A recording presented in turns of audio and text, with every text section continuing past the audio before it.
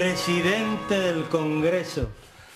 Ah, papá, si pudieras verme ahora, tú que eras...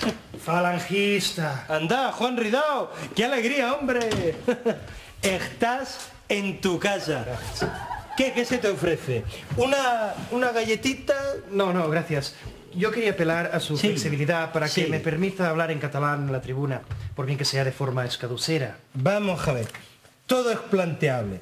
Yo respeto todos los puntos de vista, ya que lo exige mi cargo. Así que os ayudaré en todo, y fíjate bien que digo, en todo lo que pueda. Gracias. Hijo, padre. ¿Perdón?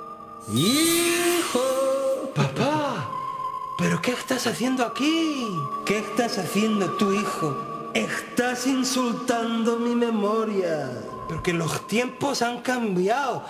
Ahora puedo ayudar a España de otra manera. Sí, ¿con quién habla? ¿Que tiene manos libres? Que le estás haciendo la rosca a un separatista. Pero es buena gente. Equivocado, eso sí, pero... Ejem. ¡Ah! ¡El caudillo! ¿Qué ocurre aquí? Nada, cosas de mi hijo que es... Socialista. Pero buen patriota. Eso, yo tengo que irme, ¿eh?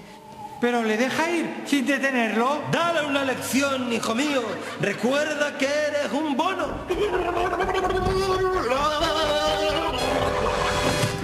¡Tú, separatista insolidario! ¡Toma listín telefónico! ¡Que se curamos dialogar! ¡Fuera de mi vista!